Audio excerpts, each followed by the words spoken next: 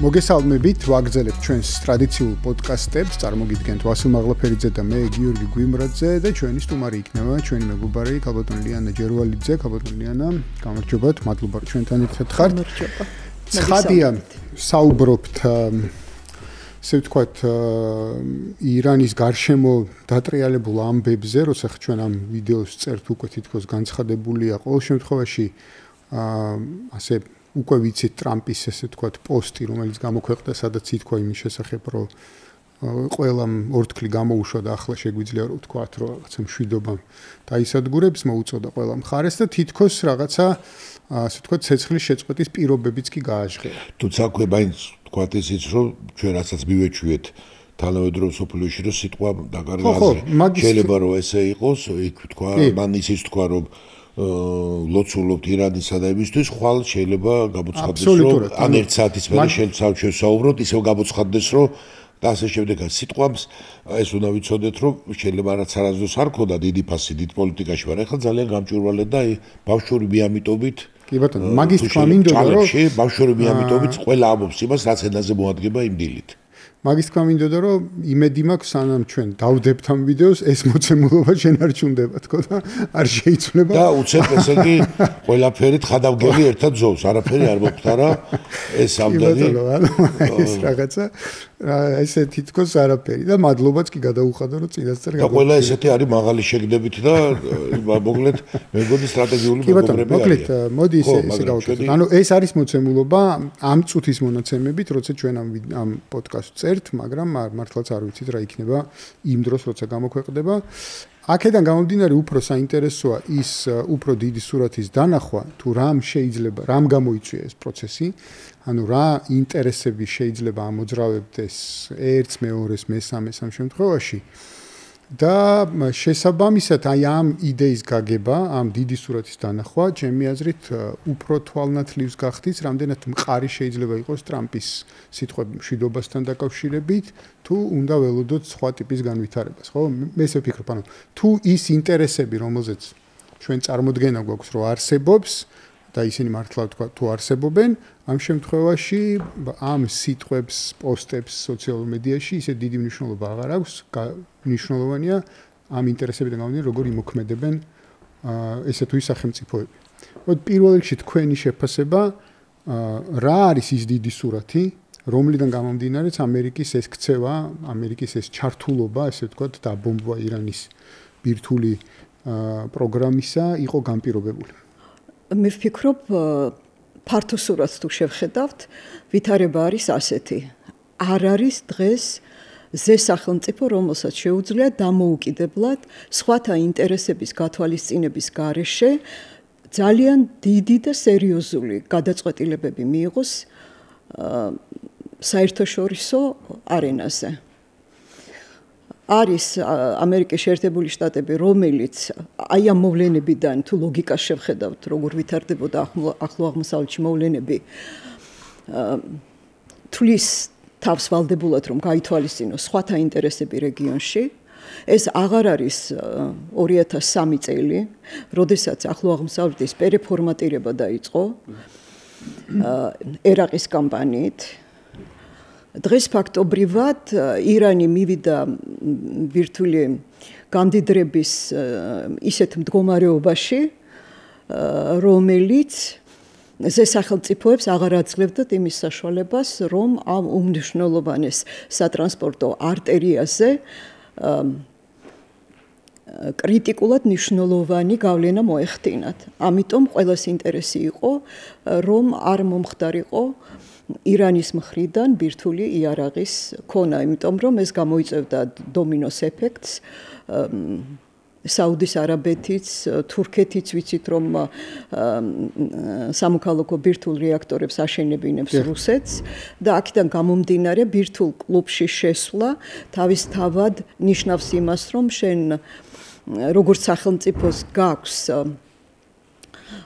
კომპეტენცია საინჟინრო კომპეტენცია საიმისოთ, რომ შემდეგ ეტაპზე გადახვიდე. იმიტომ რომ ბირთვულ ობიექტს ვერ მართავ სათანადო კომპეტენციის მქონე საინჟინრო კადრების გარეშე და ეს წლების განმავლობაში ყალიბდება შემდეგ ისეთი კადრები, რომელსაც შეუძლია უფრო შორს წავიდეს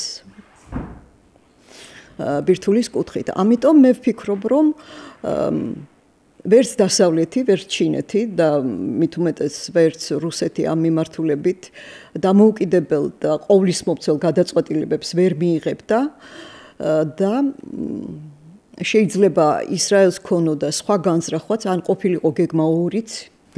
ასეთ შემთხვევაში თუ მოხერხდებოდა, ვთქვათ, ისრაელის მხრიდან პირველ ეტაპზე მართლობის შეცვლა. ეს შეიძლება და ყოფილიყო თანდევი გეგმა ამ დარტყმისა, რომელიც განხორციელდა. მაგრამ ირანის რეზისტენტობამ ამის საშუალება გარშემოყოფებს არ მისცა. თუ შევხედავთ, როგორ განვითარდა მოვლენები, ვთქვათ, გუშინ საღამოდან, არაქჩი მაგალითად, თუ შევხედავთ, როგორი იყო არაქჩი თურქეთში ისლამური სახელმწიფოების შეხვედრაზე. როგორი იყო შემდეგ რუსეთში ვლადიმერ პუტინთან შეხვედრის დროს და რა განვითარება მოყვა ამ შეხვედრებს შემდეგ მოსკოვში. ფაქტობრივად დილის 4 საათისთვის თითქოს შეთანხმდნენ ერთმანეთში ცეცხლის შეწყვეტაზე, მაგრამ მხარეებმა მაინც დარტყმები გააგრძელეს. ტრამპმა მიულოცა ორივე მხარეს, რაც იმას ნიშნავს, რომ ფარდის უკან მიდიოდა ძალიან მძიმე და ხანგრძლივი მოლაპარაკებები, მათ შორის ეს გაგრძელდა არაქჩის მოსკოვში ჩასვლის შემდეგაც, რასაც მოყვა ეს შეთანხმება. საერთოდ მინდა გითხრათ, რომ სტრატეგიულ სატრანსპორტო ინფრასტრუქტურაზე გავლენის მოხდენის პროცესი ახლა არ დაწყებულა. ორმუზის სრუტე არის კრიტიკულად მნიშვნელოვანი სატრანსპორტო არტერია. იმის გამო, რომ ძალთა ბალანსი კრიტიკულად შეიცვალა საბჭოთა კავშირის დაშლის შემდეგ, დაიწყო ზეწოლა სატრანსპორტო არტერიებზე, რომელიც მანამდე იყო გარკვეული სტატუს quo არსებობდა, როგორ მუშაობდა ეს სატრანსპორტო არტერიები, როდესაც დიდი გეოპოლიტიკური ბალანსი დაირღვა, დაიწყო როგორც ენერგეტიკული ისე სატრანსპორტო არტერიების რეგულირების საკითხის გადახიდვა. ჩვენ დავინახეთ, რომ დაძაბულობა გაიზარდა მხარეებს შორის, განსაკუთრებით ჩინეთმა დაიწყო სწრაფად ზრდა და განვითარება. ჩინეთის ზრდას და განვითარებას ეკონომიკურად, განსაკუთრებით მის ექსპანსიას ჯერ აფრიკაში, ახლო აღმოსავლეთში, აფრიკაში და სამხრეთ ამერიკაში მოყვა ჩინეთის მცდელობა პანამის პარალელურად გაეჭრა ახალი არხი, რომელიც არ იქნებოდა კონტროლირებადი იმ რეგულირების მხრიდან, რომელიც არსებობდა პანამაზე. ჯერ კიდევ 2019 წლიდან პრეზიდენტმა ერდოღანმა დაიწყო, უпростоრად კი არ დაიწყო, არამედ კიდევ უფრო მეტად წამოსწია ბოსფორის და დარდანელის სრუტეებზე არსებული რეგულაცია, ვინაიდან ეს არის რეგულაცია, რომელიც მონტრეს 1936 წლის კონვენციით რეგულირდება, დაიწყო საუბარი პარალელური სატრანსპორტო არტერიის გაჭრაზე. რაც იმას მიუთითებს, რომ და კიდევ ერთი ძალიან მნიშვნელოვანი, როდესაც ჩინეთს ძალიან გაუჭირდა მალაკის სრუტეში გამოსვლა, ერთი რაც გააკეთა ბირმიდან გააკეთა ნავთობსადენი, რომლითაც სპარსეთის ყურიდან წაღებულ ნავთობს იღებს ბირმა ჩინეთის ნავთობსადენის საშუალებით და გახსოვთ ალბათ მოჰინჯას დიდი აჯანყება, ეს უმცირესობა არის ბირმაში, რომელიც ზუსტად აი ამ მისადენის გასწვრივ ცხოვრობს და მათ მიმართ იყო ძალიან დიდი ზეწოლა. გახსოვთ ეს ამბავი და შემდეგ რა გააკეთა ჩინეთმა, დაიწყო მალაკის სრუტის პარალელურად მალაიზიაზე ესეთი ახალი პროექტი, რომელიც ჯერ არ არის განხორციელებული, ძალიან ძვირი პროექტია, ასევე დამოუკიდებელი სატრანსპორტო არხის გაჭრა. პროექტი არსებობს ასეთი, მალაიზიის ყველაზე ვიწრო გამოსასვლელი არის, იქ ყველაზე ვიწრო მონაკვეთი. ეს იმას ნიშნავს, რომ მსოფლიო ლიდერი ქვეყნები გადასინჯავენ არსებული რეგულაციებს, რომელიც ეხება როგორც ენერგეტიკას, ისე სატრანსპორტო დერეფნებს და საერთოდ სავაჭრო დერეფნებს. და აქ ენერგეტიკას მინდა ერთი პატარა კუთხით შევხედოთ. აუცილებლად შევეხოთ მაგას. უბრალოდ ირანის საკითხი უფრო კარგად რომ დავინახოთ, არის ესე ვთქვათ, სრუტეები, ეს რა საზღვაოს მიმოსვლა ეს ცალკე თემაა კიდე, მაგრამ არის მეორე სახმელეთო გზები და სწორედ რამდენიმე 25 მარტს, როგორც მახსოვს, ირანში ჩავიდა პირველი მატარებელი ჩინეთიდან, რომელმაც მთლიანად ხმელეთით გაიარა, ასე ვთქვათ, ხო, რომელიც იმ პროექტის ფარგლებშია 21 წელს რო დაიწყო ჩინეთმა ის კეთება. სადაც 400 მილიარდიანი პროექტის ფარგლებში მოხდა, ასე ვთქვათ, ამ რკინიგზის ესე გაყვანა, რა, სადღაც რეაბილიტაცია დაჭირდა, სადღაც ახალი ნაწილის მოგაკეთება და ასე შემდეგ, ხო? და რეალურად ეს არის რკინიგზის ნაწილი, რომელსაც ჩვენ მათ შორის ვხედავთ, მარშრუტის ნაწილი, რომელიც პრინციპში შეიძლება ითქვას დასავლეთის, ამ შემთხვევაში ამერიკის მიერ კონტროლირებად სამარშრუტო გზებს გვერდს უვლის ჩინეთისთვის. დიახ. და ასევე აჩენს პოტენციალს, რომ ინდოეთი, ასევე ირანის გავლით და შემდეგ კავკასიის და რუსეთის გავლით, ასევე დასავლეთ ამერიკის კონტროლირებად გზებს საუაროს გვერდი და მოხდეს ევროპაში, ხო? დიახ. ჩინეთი რა იყო და ირანს ამ შემთხვევაში აქვს ესეთი საკვანძო სტრატეგიული მდებარეობა, ხო? იმისთვის, რომ აზიურმა გიგანტებმა, რომელიც ახლა ჯერ ჩინეთი უკვე დიდი ეკონომიკა და მეორე მზარდი ეკონომიკა ინდოეთი თავისუფლად საკუთარი წესებით იმოძრაოს და ივაჭროს დასავლეთთან და გინაც ახლო აღმოსავლეთთან, ხო? დიახ. დიახ, ასე არის და ეს ისტორიულად ასე იყო. ძველი აბრეშუმის გზა გადიოდა სწორედ ირანზე. ძირითადი მაგისტრალი გადიოდა ირანზე და იმ პერიოდში, როდესაც ეს გზა იყო წამყვანი, საბაჭრო ენა იყო სპარსული. ერთ-ერთი დიალექტი სპარსულის. ძველი სპარსულის ერთ-ერთი დიალექტი. ამიტომ ირანი მაშინაც იყო კრიტიკული, როდესაც სახმელეთო სატრანსპორტო არტერია არსებობდა აბრეშუმის გზის და ახლაც არის კრიტიკულად მნიშვნელოვანი როგორც სახმელეთო გადაზიდვების, ისე საზღვაო გადაზიდვების კუთხით. ეს მნიშვნელოვანია ირანის, არა მარტო ირანისთვის, არამედ ინდოეთისთვის, მნიშვნელოვანია ჩინეთისთვის, მნიშვნელოვანია რუსეთისთვის, მაგრამ ეს არის ძალიან წინააღმდეგობრივი არსებული საზღვაო გადაზიდვების კუთხით. რომ შევხედოთ ირანი ვისთვის არის საინტერესო ახლა საბაჭრო კუთხით, სად არის ყველაზე მეტი ინტერესი, უნდა შევხედოთ როგორ ვაჭრობენ დიდი მოთამაშეები, ვის რა ვაჭრობა აქვს და სად? ვისთან, ხო? ვისთან? ჩინეთს აქვს დაახლოებით 300 მილიარდიანი ვაჭრობა აფრიკასთან. კი ბატონო. ჩინეთს აქვს დაახლოებით 600 მილიარდიანი ვაჭრობა ევროკავშირთან. ჩინეთთან შედარებით ვაჭრობის კუთხით ძალიან მომცროდ გამოიყურება ინდოეთის ვაჭრობა ან აფრიკასთან, ან ევროკავშირთან, ან იგივე რუსეთთან დაახლოებით ევროკავშირ ბრიტანეთის ჩათვლით ვაჭრობა ინდოეთის არის დაახლოებით 120 მილიარდი. მაგრამ თუ წითელი ზღვა ჩაიკეტა და სუეცზე ზეწოლა მოხდა, რასაკვირველია ეს ზეწოლა მოხდება იმ ვაჭრობაზეც, რომელიც სამხრეთ ევროპის ქვეყნებს აქვს იგივე ან ჩინეთთან, ან ინდოეთთან, ვინაიდან დღეს ხმელეთზე გამავალი ინფრასტრუქტურა ირანში მთავრდება, იმიტომ რომ რკინიგზა შემოვიდა ირანში. და ეს არის. ჯერ კიდევ საზღვაო გადაზიდვები არის კრიტიკულად მნიშვნელოვანი.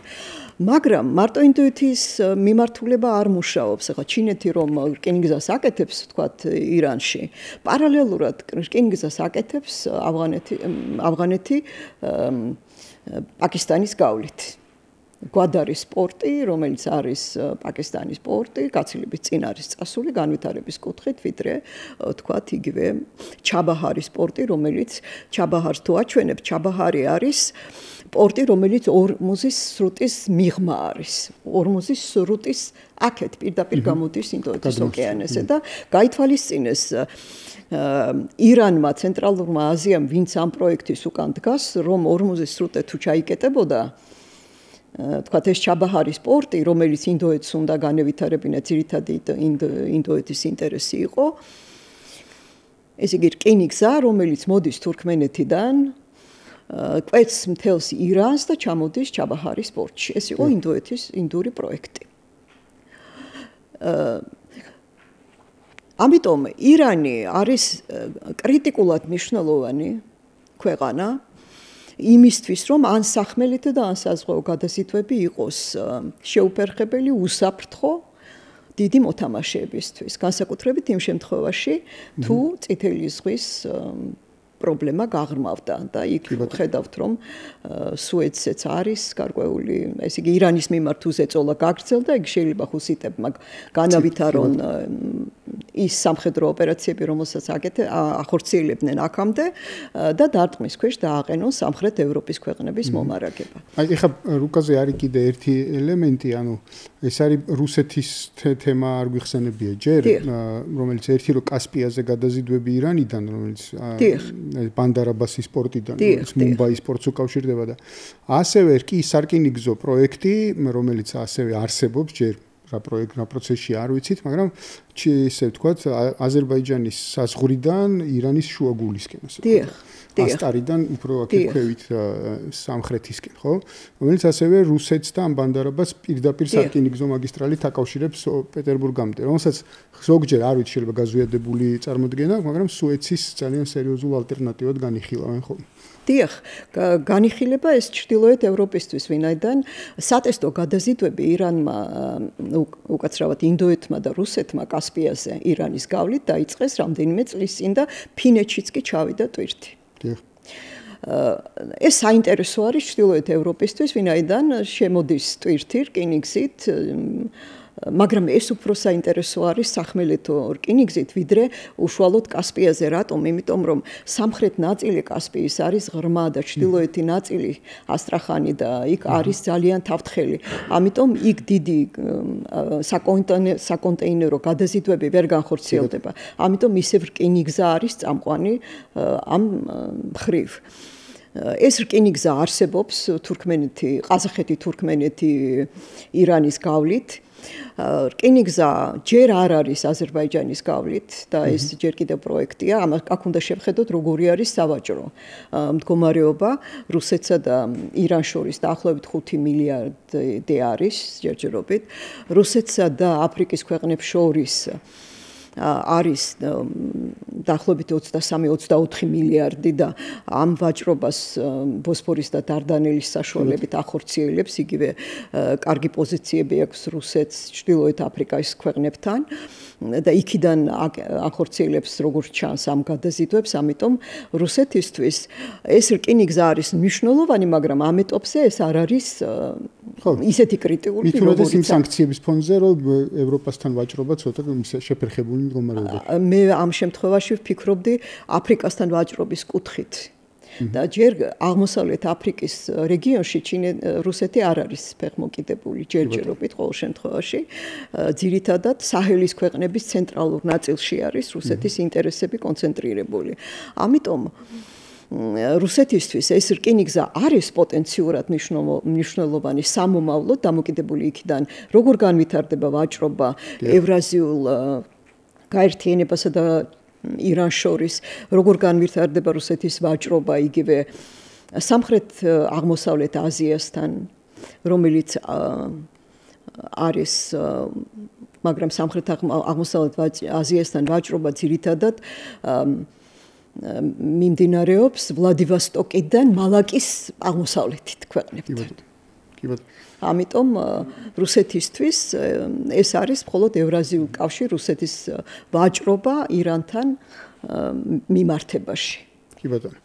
ესე იგი ის რო გავაგზავნოთ ახლა ხო ეს ამ მნიშვნელოვანი თემა რომ ეს სავაჭრო გზები ჩემი აზრით ეს ირანთან დაპირისპირება სწორედ იყო აღნიშნული რომ ვთქვათ ბირთვული პოტენციალი ბირთვული ირანის გაკონტროლება უკვე აღარ იქნება მარტივი ამბავი და სანამ ბირთვული იარაღი არ აქვს მანამდე შეიძლება და შესაბამისად თუ ირანს აკონტროლებ აი ამ მნიშვნელოვან სატრანსპორტო კვანძებს ასე ვთქვათ ხო მაგრამ ნუ აქედან გამომდინარე შენი აზრით დამთავრებადია ეს ამოწურვადია ეს კონფლიქტი ერთი სამ ისტორიას შევეხებით ჩვენ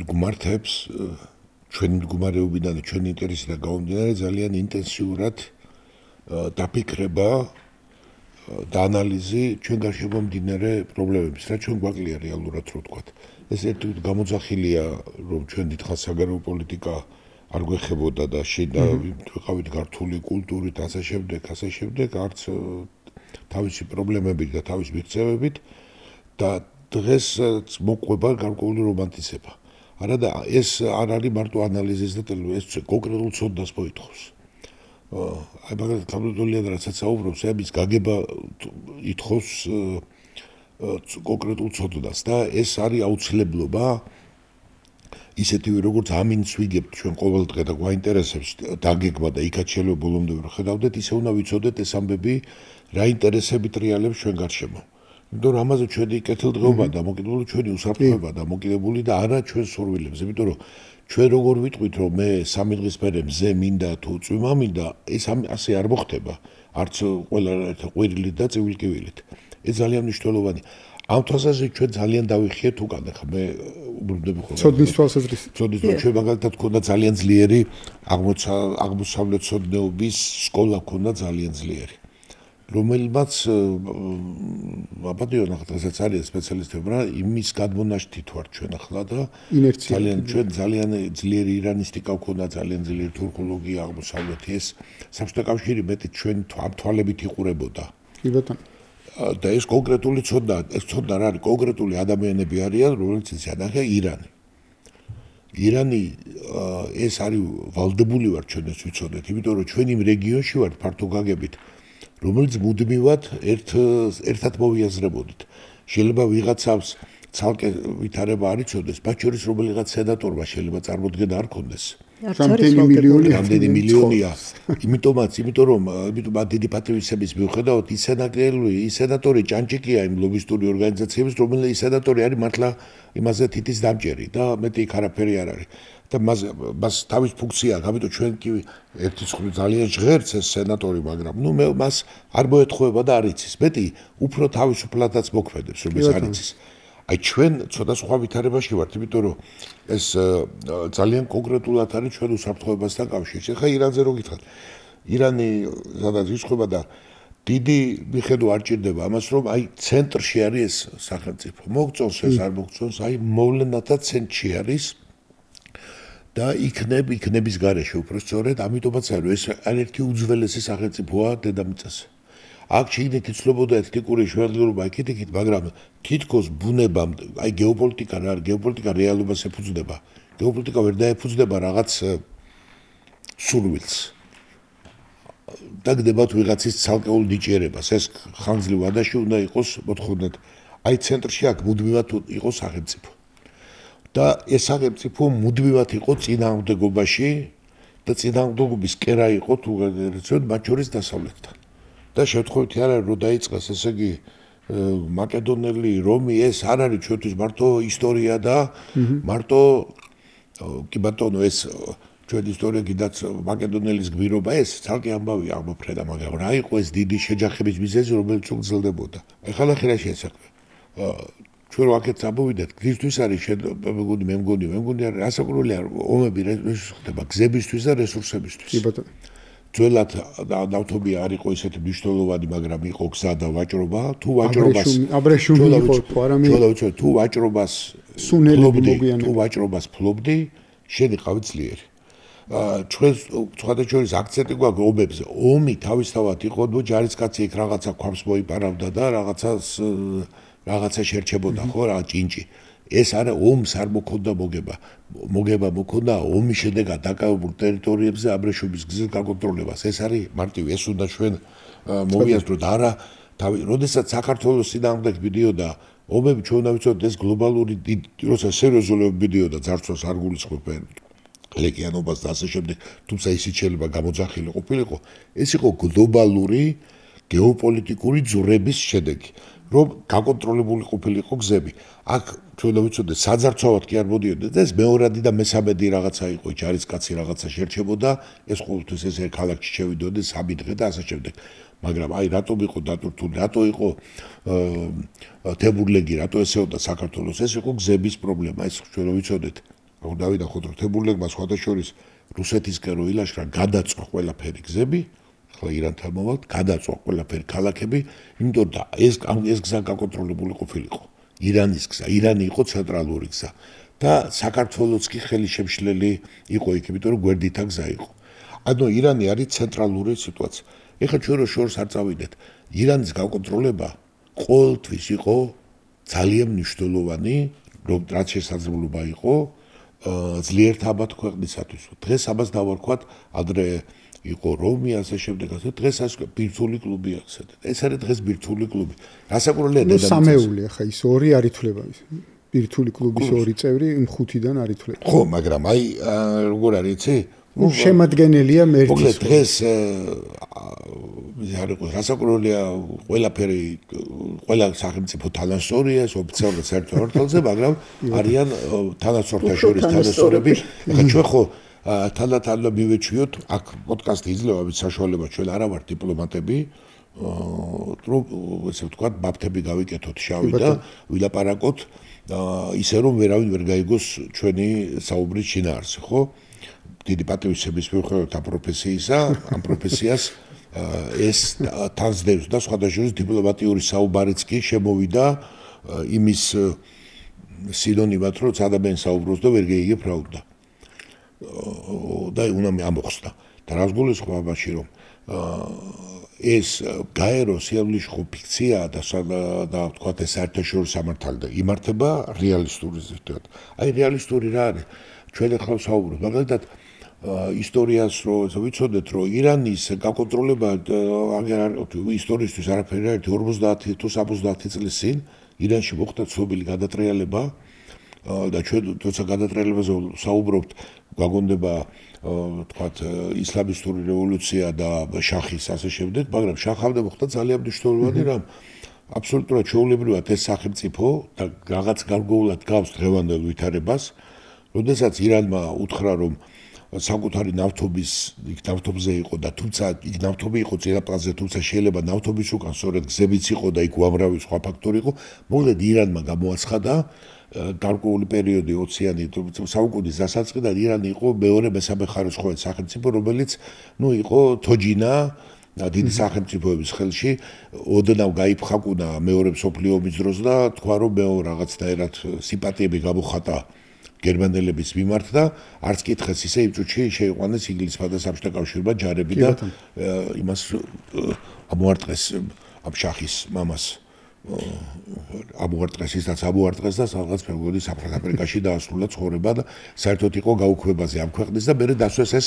შახი მარიონეტი მაგრამ ამის შემდეგ 50-იან წლებში ეს არის ძალიან მნიშვნელოვანი და არ არის საუბარი ირანმა ამოწია თავი მას აქვს თავისი ტრადიცია და აქვს ეროვნულ მეხსიერებაში ირანმა იცის რომ ეს არის დიდი სახელმწიფო ამას აქვს მნიშვნელობა ირანის მოქალაქეს არის რაღაც აი როგორც ჩვენ რაღაცა გადმოგვეცემა არ ვიცი ეს გენეტიკით ხდება გონებით ხდება აურით ხდება ჰაერით ხდება ეს ცალკე საკითხია მაგრამ შენ გარკვეული შენი ქვეყნისადმი და სამყაროსადმი შენი დამოკიდებულება გაქვს ირანს ეს ახსოვს რომ ეს არის დიდი სახელმწიფო ეს უმაღლეს ლიგაში თამაშობდა და არა მარტო თამაშობდა, არამედ პირველ ადგილზე გადიოდა და რეზერვიც იყო ხოლმე, ძალიან სერიოზული სახელმწიფო იყო. ეს ახსოვდა, აი სახელმწიფო კვლავ მოინდომა ეს 50-იან წლებში და აბსოლუტურად დემოკრატიულად დასავლური გაგებით არჩევნებით აირჩია პრეზიდენტი, რომელმაც მესა პრემიერი თუ არ ვცდები, პარტიამ გაიმარჯვა და რაც ესეთი იყო გვარი არ მახსოვს. ხო, მოსადეკი, ხო. და პროცესი და თქვა რომ მეც უნდა ვიყო დამოუკიდებელი, ჩემი რესურსები მე უნდა მართო. და სრულიად ღიად იქ მოხდა გადატრიალება და ისევ დასვეს ეს მარიონეტი შახი ხმე იტალიაში იყო გაქცეული ცოლთან ერთად და მოაბრუნეს უკან. ხო, იქ მერე ამბებია ხოლმე ზოგადად ყველა გაიგ. მოკლედ ეს შახი ლაპორტ რა იყო ბიზიფასე. ესეთ მომენტებში ახსენდებათ ხოლმე. ეხლა ძალიან აქტიური იყო სოციალურ მედიაში, რომ გამოდიოდა და განცხადებებს აკეთებდა. სხვა შორის ხო ეს პრინცი და ისე ვთქვათ, რომ ეს პრინცი ხო მიუხედავად იმისა, რომ ჩვენ ხო და გავხატოთ კი ბატონო პატივისცემა და ვისი არ იყოს საქართველოში ხლა ეგ არო პატივისცემას კი გავხატოთ, მაგრამ არავით არის დინასტიური შახი ეს არ იყო, მან გვარი აიღო, სადაც თუ არ ვწდები პარტიელებისგან აიღო გვარი, ხა მე რო ავიღო ფარნავაზის თავმოვალი რო გავაცხადო, ხა ეს ყველა ქართველი ვარ ფარნავაზის თავმოვალები და ფარნავაზიანი რო დავირქვა ახლა მე და ახლობით ესეთი რამ დაირქვა და ნუ იყო ეს მაგრამ აი ეს მაშინაც იყო კონტროლი და ჩაიგდეს ხელი კონტროლი. ისლამური რევოლუცია იყო ამის პროტესტი, როცა მოხდა უკან დაბრუნება, თუმცა როგორც ხდება ხოლმე, ხა მე რბილავ საუბრობ, რასაკვირველია მე ეს დავიდა თავის განაცდომებში. ეხლაც ესეთი ანახეთ, ისევ როგორც კი თქვა ესე თქვა, ბირთვული მეორე თქვა რეჟიმის შეცვლა. რეჟიმის შეცვლა რა არის? როგორც მაშინ მოხდა 50-იანებში. ეს უნდა იყოს კონტროლი, რატო? ეს არის ხა დაუბრუნდი აქ საკვანძო ადგილი. ჩვენ ვამბობთ ხოლმე და არ არის ტყუილი, რომ ჩვენ საკვანძო არა, ეს ჩვენ დიდი საკვანძო ადგილის მნიშვნელოვანი პერიფერია ვართ, ესე ვიტყოდით. აი ამ ეს ერთ კომპლექსში მოიაზრება. ვინც ამ კონტროლს იაზრებს და ამ კონტროლ ეს უნდა ვიცოდეთ, აი ამ რეგიონზე, ეხლა იქ სადაც აწერია, ეს თურქეთი, ირანი და კავკასია. ეს ვინც ამის კონტროლს მოიაზრებს ეს ერთად მოიაზრებს ამ ვითარებას, იმიტომ რომ ეს გზა მომგებიანია მაშინარი თუ იმას თავისი პრობლემები არ ექნება, თუ იმას თავის კონკურენცია დარეგულირებულია და ასე შემდეგ და ასე შემდეგ. აი, ბევრი რამ ჩვენ ისეთი რაღაცები დავატყდა თავს, რომელიც ახლა ჩვენ ესენი არ ვიცოდით უბრალოდ იმიტომ რომ შეუძლებელია პირველ კლასში რო ხარ, მერვე კლასის სახელმძღვანელო ამოხსნა და არამედ ჩვენ უცებ დავატყდა უმაღლესი მათემატიკა დავატყდა უცებ თავს და არა ჩვენ ეს ვალდებული ვართ ეს ვიცოდეთ აი ხა რო საუბრობს ნახეთ მე იმასაც მივაქცია ყურადღება რომ ხალხადული რო იყო და ინტერესი გამოიწვია გარკვეულ ადამიანებში კითხვები გაჩნდა და იმიტომ რომ ის ერთი სფეროები რომელზეც ფიქრი უნდა გვინდა აი რას თიშავს ეს გზები რატო იწყება ომები ჩვენაც უნდა ჩვენი წუჩავდი იმიტომ რომ ეს არის ცუდი მე ვუყურებდი ჩვენთან აი ახლა როგორია რომ ვიღაცას თან პრეტენზია აქვს რომ ადამიანების ბედი უნდა გადაწყვიტოს ეს არის და ვიღაცას ხარია ვიღაცა ეს ამბობს რომ კეთილია ვიღაცა ამბობს რომ ბოროტია ვიღაცა გახსენდა რომ ბიბლიიდან რაღაც დაწყვეტი აქვს წაკითხული ვიღაცას საბაგეროს გადახდა მოუნდა და ასე შემდეგ ეს არ არის რეალობა არის შაჰაბასი რო გაიხსენეს ხო ვიღაცა ესე შემდეგ თუდაც ის არის ხო აი მე და ჩვენ დამოკიდებულებას ვიტყოდი ესე მარტო რომ ოსმალო ფაშას როდის გაიხსენებენ იმას ამას უცდი რომ აი ადამიანებს უყურებდი uspendi ლირიული ჩანართია, მაგრამ ჩვენი რეალობაა, რომ როგორ წავიდა პრემიერი, ასე ვთქვათ, პრემიერი წავიდა დასაფლავებაზე ირანში და ამას uspendi რო აიო და იცით შახაბა და უყვა შახაბასმა რა გაკეთა სხვადასხვა არ მინდა გვერდ მწერლობაზე პრეტენზიის ქონდა ადამიანმა თქვა ალბათ მარტო ეს ადგილი აქვს მარტო ისტორიაში საკითხული და გადაინაცვლა 300-400 წლის წინ და ამ რეალო ხო ეს რეალობა არ არის აი ეს რეალობა არის აი ეს გზები რომელიც აი იქიდან გადადის ეს იმიტომ რომ ეს გზა უკანას კაპიტალი დგას როგორც მდინარე გიორგი დაგუბებული მდინარე დიდხანს ვერ დააგუბებ ის გაკვალავს თავის გზას და იმ გზით წავარაგზითაც უნდა წავიდეს ის დიდი კაპიტალი არის დიდი ძალა ჩვენ აბას მერე deep state-ს დაარქვევთ უკანა ძალას დაარქვევთ ოლიგარქიას და რას დაარქვევთ დიდ კაპიტალი თავის გზას გაკვალავს გაანგრევს დაიქირავებს იარაღს გამოიყენებს სადაც გაანგრევს იქით წავა იქით გაანგრევს და მაინც წავა იმიტომ რომ ეს ტვირთი ამა თუ იმ გზით ჩინეთიდან ევროპაში უნდა მივიდეს. საქმე ის არის, ვინ მიიღებს და რა წილით მიიღებს აქედან მოგებას. აი ამაზე მიდის და ჩვენ აი ამ პროცესში ვართ, ეხლა ჩართულები. ხშირად არის ხოლმე ჩვენი ისტორია ესეა, რომ ჩვენი გზის გაკონტროლება დღესაც ეს არის წინააღმდეგობა. არის ჩვენ გარეშე სურდათ. აი ეს იყო ხოლმე, რომ ჩვენ წილი არ გვდებოდა ჩვენს ტერიტორიაში. ამიტომაც ჩვენი კი არ იყო რომ იბადებოდა. ჩვენ აგერ ირანს მოუსურვო დაუპირეს. არა, ეს ველა უკრაინა რა იყო სატრანსპორტო. დედამიწა ჩვენ შეიძლება ვიცოდეთ რომ ესეა სამწუხაროდ მოწყობილი ხა გინდა დარვინი და არ ქვია მას და გინდა ლავუაზიეს კანონი არის ძალათა ბალანსი წყვეტს როგორც გრავიტაცია ეს წყვეტს ძალთა შორის გრავიტაცია წყვეტს ამ თემას შენ აქედან ზედმეტი აღმოჩნდები ამოვარდები და იმპერიები ამოვარდლან და გამქრალა ამ სიტუაციიდან არ იქნები საჭირო ამიტომ აი საინტერესო რა მოილაპარაკეს აი ეს არის ჩვენ ამას ახლა მაგრამ ფაქტია რომ რაღაცა მოხდა მოილაპარაკეს თუ არა ეს დგა და რა რა პირობებზე მოილაპარაკეს ეს არ არის უბრალოდ რომ ახლა ამბობენ რომ თავარია სისხლის ზღვრა შეწყდეს ახლა ამას რომ ეს ჩვენთვის არის თავარი ჩვეულებრივი ადამიანებმა ეს არის ფარისეულობა რომ სამას ლაპარაკობ იმიტომ რომ რა არადერი სისხლის ზღვრა არ აწუხებთ იმიტომ რომ ერთი და იგივე ადამიანებისგან ამოდის რომ აიბედე და როგორ დაიღუპა 400 ადამიანი და იქ ლაპარაკობენ ბირთვულ ომზე ეს 100.000 ადამიანის სიკვდილი ამ კაპიტალისტვის ეს არაფერი არ არის მაგრამ აი თავარია რამდენად არის მყარი და ჩვენ ამას დავიდახავთ იმიტომ რომ ჩვენ რეგიონში რატომ ჩვენთვის ეს არის ძალიან მნიშვნელოვანი რა პირობებზე მოხდა იქ რუსეთში წასვლა თქვენ ახსენეთ იქ ამაში მონაწილეობდა ამ ზავის შეწყვეტაში რუსეთი რასაკვირვად თავის პირობებით მონაწილეობდა ჩინეთი ეს დიდები რაც ვიცით რასაკვირვად ინდოეთიც მონაწილეობდა იქ პაკისტანი მონაწილეობდა იქ არაბული სახელმწიფოები მონაწილეობდნენ თვითონ ირანი მონაწილეობდა ამერიკა მონაწილეობდა ხო ნუ ისრაელი თავისთავად ამერიკის მეშვეობით ერთად არის და ევროპაც მონაწილეობდა ხო ესე ვთქვა ხო ჩვენ აი ეს რაზე ანუ ეს თუ დაალაგდა და მე აღარ ეს ნიშნავს რომ იმ დიდ ახალ მსოფლიო წესრიგს რომელსაც ველოდებით და შეიძლება ითქვას უკვე მოუთფელად ველოდებით იმ თვალსაზრისით რომ უკვე ადამიანებს ეს ზირთად ადამიანებს ომი მოწყიდათ ოღონდ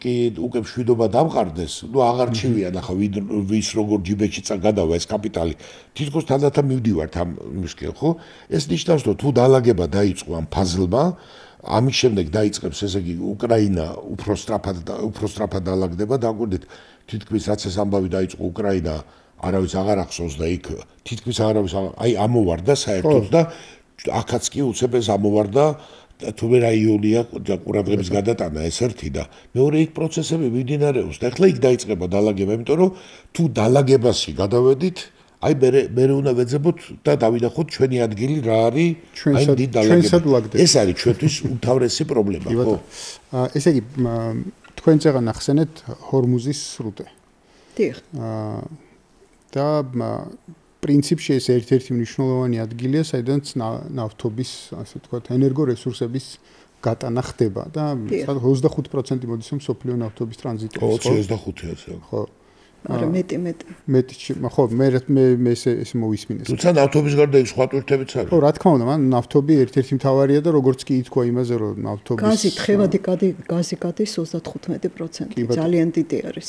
კი ბატონო. ასე რომ ენერგორესურსები რეალურად გამოდის ამ კაცობრიობა საიდან მოდის მაგრამ ესეც რო გითხრათ ეს 25 საიდან მოდის ეს 25% ეს რეალურად თხევად გას აწარმოებს ეს სპარსეთის ყურის ქვეყნები და ეკედა რასაც უყურებ სპარსეთის ყურაში დაწარმოებია ეს კი ანუ თლიანად ის და ის გამოდის მე დანარჩენ სოფლიოში ყატარი არის ნომერ პირველი წარმოებელი თხევადი გაზის და მომარაგებელი ჩინეთის ევროკავშირის ერთ-ერთი კონკურენტი არის ამერიკის ევროკავშირის ბაზარზე ამჟამად. ყატარი არის ძალიან დიდი თხევადი გაზის ნომერ პირველი მსოფლიოში. ისე რომ ყატარის არის. ანუ რეალურად ეხა რაზეც შეიძლება ვილაპარაკოთ რაღაცა ესე ვთქვათ ეგრეთ წოდებული რამდენიმე წლის წინანდელი საუბრები რაღაც მწვანე ენერგიაზე და რაღაც ესე შემდეგ კიდე როგორც ჩანს რამდენიმე ათწლეული ესეთი აქტუალური ვერ იქნება და პირიქით აი ეს რასაც fossil fuels რასაც ეძახიან ეს რაღაცა წიაღისეული საწვავი თავის მნიშვნელობას არ კარგავს ხო ანუ პრინციპში ირანში ერთის მხრივ რო რა თქმა უნდა სავაჭრო ტრანზიტებია და მეორეს მხრივ ეს ენერგორესურსების გადაადგილების მარშრუტია ხო ძალიან მნიშვნელოვანი ხდება ნავთობი და გაზი რატომ ტექნოლოგიური გარღვევა რომელიც ამჟამად მიმდინარეობს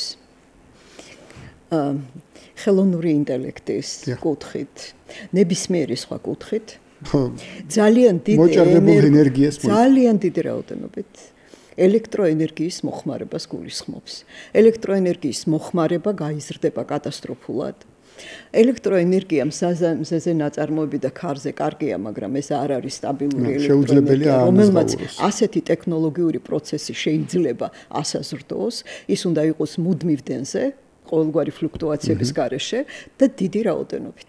ამიტომ ნავთობზე და გაზზე ის კი არა, ქვანახშირიც კი არის აქტუალური და ბირთვული ენერგია. და ბირთვული ენერგია. ბირთვულმა წამოიწია ძალიან ამ ბოლო ხანებში, განსაკუთრებით რაც მოხდა რუსეთის მხრიდან ბირთვული ენერგეტიკის კუთხით ძალიან დიდი გარღვევა ნარჩენების მართვის კუთხით. იმიტომ რომ მანამდე ნარჩენების მართვა იყო ბირთვულის ძირითადი პრობლემა და იქ დაკაფსულება ბეტონის შრეებში, მერე ოკეანეში მარხავდნენ, მერე ღრმა შახტებში, გამოთავისუფლებულ ქვანახშირის შახტებში მარხავდნენ და ასე შემდეგ. ახლა ეს პრობლემა აღარ არის, ამიტომ ბირთვული გახდა ერთ-ერთი მნიშვნელოვანი. თუ ვინმე ყურადღებით თვალყურს ადევნებდა იგორ სეჩინის გამოსვლას გუშინ წინ პეტერბურგის ფორუმზე. დიახ. გუშინზე. მან ეს ყველაფერი ძალიან დეტალურად აღწერა. სამწუხაროდ არ მიყურებია, მაგრამ უყურებ. მე სულ ვუყურებ რუსები რას ლაპარაკობენ. არა, მაგრამ სეჩინის გამოსვლისთვის არ მიყურებია. ამიტომ სოფლიოს ელოდება ენერგოს, ვინც კი ამ ჩაებმება ამ ტექნოლოგიურ ძვრაში, ყველას ენერგომოხმარება, ელექტროენერგიის მოხმარება გაიზრდება. ძალიან მნიშვნელოვნად. ამიტომ რა პროცესები წავა ახლო აღმოსავლეთში არის ძალიან მნიშვნელოვანი. ახლო აღმოსავლეთში ვხედავთ დღეს საუდის არაბეთში რა ხდება, თუ ვინმე თვალყურს ადევნებს. ერაყში რა ხდება? ერაყი არის ერთადერთი ქვეყანა ახლო აღმოსავლეთში ამჟამად, სადაც ნავთობს აწარმოებენ საერთაშორისო ნავთობკომპანიები. ყველგან არის სახელმწიფო კომპანიები ნავთობის და გაზის წარმოებაში. ადგილობრივი. ანუ ერაყი არის ერთადერთი სადაც კერძოები. ეს 2003 წლის ამბების შემდეგ. რეალურად მაგიტო მოხდა სადამ ჰუსეინის ხელისუფლებიდან ჩამოშორება, ესე თუ შევხედოთ, იმიტომ რომ მან მოახდინა ნაციონალიზაცია. ირანის გადატრიალება თუ რო ვახსენებთ ეს იყო, ხო? ირანი უნდა რომ ყოფილიყო სახელმწიფო. გადაფის შემთხვევაც იგივე იყო, რომ ნაციონალიზაცია მოახდინა. გადაფის თემაც იყო, რომ ნაციონალიზაცია მოახდინა ათომოწყობების. ირანის შაჰმა საინტერესო განვითარება ჰქონდა მოსადეყის გადატრიალების შემდეგ ირანის შაჰის დაბრუნებას. გითხარით, რომ იტალიაში იყო ირანის შაჰი. და მოსადეყის შემდეგ ირანის ნავთობის რესურსები გადაინაწილა 5 დასავლურმა კომპანიამ. და მათ 5 დას ეძახდნენ და მათი იყო, ესე იგი ესენი აწარმოებდნენ, გადაამუშავებდნენ, საერთაშორისო ბაზარზე გაქონდათ, ასევე შიდა ბაზარს ამარაგებდნენ, ფაქტობრივად ეროვნული სახელმწიფო კომპანიები არც არსებობდნენ და არც არანაირ როლს არ ასრულებდნენ. ირანის შაჰმა ერთი რაც გააკეთა მოგების სისტემის ეხლა ძალიან საინტერესო რამე მინდა გითხრათ. იტალია როგორც ომში დამარცხებული ქვეყანა მას არანაირი წილი ირანის ნავთობის ან საუდის არაბეთის ან სადმე ნავთობის გადანაწილების პროცესში არ მიუღია. არადა ფიქრობდნენ რომ მათაც ეკუთვნოდათ რაღაცა წილი, იმიტომ რომ ფრანგები შეუშვეს 5%-ით, იქ სადღაც შეუშვეს, დანარჩენი იყო სულ ამერიკული კომპანიები, ბრიტანული და ბრიტანულ-ჰოლანდიური კომპანიები და ერთი რამე რაც გააკეთა იყო ასეთი იტალიერი ბიზნესმენი ენრიკო მატეი, რომელიც შეხვედრილი იყო შაჰთან მისი იტალიაში ყოფნის პერიოდში და როდესაც დააბრუნეს შაჰი ტახტზე, მან მოგების გადანაწილების სისტემა, რომელიც იყო 50-50-ზე ენერგორესურსების მფლობელ და ნავთობკომპანიებს შორის. იგი მოგება ნავთობიდან 50% რჩებოდა ირანში, დანარჩენი მიქონდათ კომპანია. დიახ, მაგრამ ეს ძალიან პირობითი იყო. თუმცა ის არ რჩებოდა, იქ მოგებისგან იყო ფაქტობრივად არაფერი არ რჩებოდათ. ფაქტობრივად არაფერი არ რჩებოდა. სხვადასხვა საერთოდ ზრდიდნენ კომპანიები. ირანს ერთი ხანობა ნავთობის ისე გაუჭირდა, რომ საბჭოთა კავშირიდან უნდათ შეტანა ნავთობის. იმდენად არ ქონდა ნავთობი თავის. რა ხდებოდა, იცით, იმდენად ზრდიდნენ ნავთობ კომპანიები თავის დანახარჯებს, სხვადასხვა ფიქტიური შუალედური კომპანიების ჩართვის საშუალებით, რომ ის მოგება, რომელიც ვითომ იყო დარჩენილი, იმის შუაზე განაწილება ფაქტობრივად ქვეყანას არაფერს არ აძლევდა. სხვათა შორის ძალიან წააგავს ეგ იმ პირობებს, რაც ამერიკამ ახლა უკრაინასთან გააფორმა, ვით მოგების 50-50%-ზე გადაწილების საკითხი. ხო, ისე რომ კომპანიებს ჰქონდათ თავისუფლება, ესე 50-50-ზე გადანაწილება ხდებოდა მას შემდეგ, რაც კომპანია თავის დანახარჯებს გაისტუმრებდა. კი ბატონო.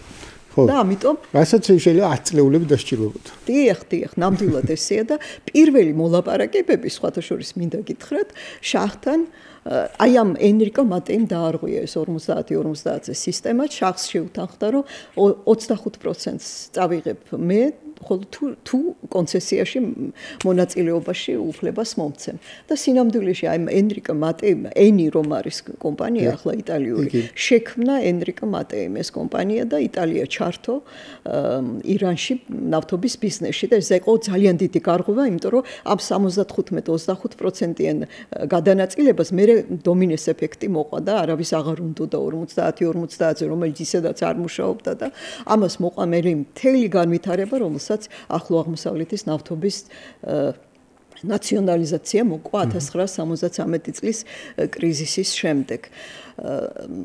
დასავლეთი იმდენად ის ერთი შეიძლება თავბატონო რომ ახლა გამახსენდა ეს მარტო გადატრიალებამდე რა მოხდა იცი ირანს გამოუცხადეს ირანის ნავთობის ბლოკადა მთელი სოფლიოს მასშტაბით და ირანს ვერ გაქონდა 1 ლიტრის კი გალონი კი არა ნავთობი ესე ვთქვათ გარშემო. ანუ იქ ძალიან ღიად იყო და მე ეს ეხლა რატო ჩვენ ესე გახსენდათ რომ შეიძლება ეს გადატრიალება ოფიციალურად არის შემდეგ აღიარეს ეს ოფიციალურად მოხდა შემდეგ სახელმწიფო გადატრიალება კი არა აიაქსი ერქვა გადატრიალებას. აი სახელი ვთქვა და რომელიც აღიარეს რომ გადავატრიალეთ იმიტომ რომ ესე ჯობდა კაპიტალისტვის და სხვა შორის ბრიტანეთი იყო ძალიან დაინტერესებული. მოკლედ ეს ტრიალებთ რომ აი ეს ინტერესები უნდა თუ არ ტყუილ არ ხდება ეს იმიტომ რომ ვიღაცა კეთილი და მოროტია უკან არის ინტერესები გუც ხო რასაკვირველია აი შერლოკ ჰოლმსი რო ავობდა პირველ ეძებე ვის უნდა ვის აწყობდა ეს ამბავი და მე რეიპოვე იცით რა იყო აქ ერთი მომენტი იყო რომ მეორე მსოფლიო ომის დროს ძალიან დიდი რაოდენობით ნავთობის რესურსი დაიხარჯა ამერიკის მხრიდან და ამერიკელებს ჰქონდათ მუდმივი განცდა იმისა რომ მათი რესურსები ფაქტობრივად ამოიწურა იმიტომ რომ მათზე იყო ძირითადი ტვირთი ნავთობის მომარაგების იმიტომ რომ სამხრეთ აღმოსავლეთ აზიაში რაც ნავთობი იყო თქვათ იგივე ბრიტანულ ჰოლანდიური ან ბიპის ნავთობი იაპონიამ მოახდინა იმ რეგიონის მთლიანად ბლოკირება და იქიდან ნავთობი ვეღარ შემოდიოდა ვეღარ ეხმარებოდა ევროპის თეატრს საომარი მოქმედებების მთელი ნავთობი მოდიოდა ამერიკის შეერთებული შტატებიდან. ამიტომ ახლო აღმოსავლეთის ნავთობის გადანაწილება იყო კრიტიკულად მნიშვნელოვანი დასავლეთის ეკონომიკური განვითარებისთვის. და ამიტომ მოხდა სხვა შორის თეოდორ რუზველტის ძმისშვილი კერმიტ რუზველტი ხელმძღვანელობდა იმ უშუალოდ ჩავიდა ირანში და ის ხელმძღვანელობდა იმ სახელმწიფო გადატრიალებას, რომელიც მათ მოსადეკი დაამხო. კი ბატონო. და დააბრუნა ეს ნავთობი. კიდევ ერთი მსგავსება უკრაინა-ამერიკის ხელშეკრულებასთან, რომ ისიც მოტივირებული იყო დანახარჯების კომპენსირებით. დიახ, ეგრე ხდება საერთოდ. აზერბაიჯანშიც ეგრე არის, სხვათა შორის და ყაზახეთშიც. ნახე გაიგებთ ეს იმიტომ კი არა რომ ამერიკას არა ნახე ეს აი სულ ისტორიის აი ესე რომ აკეთებ ხო თვალები რომ დახუჭო და დაადო და თქვა ნებისმიერი წელიწადი აი თებუკარხა რო იყოს დრო და ამოიღე ნებისმიერი საუკუნე აი სულ როგორია და ხდება ომი ჩახედავ რომ მოდელი არ და მოტივაცია ზუსტად ერთი და იგივეა. ამას მნიშვნელობა რა. ეხლა როცა ძალიან პატარა ქვეყანა ხარ და საქართველოს ხარ, ასე უკვე დაწერილი აქვს, რომ სამშობლოს არ ვიცავართო, შენც თუ შეგვეცედება.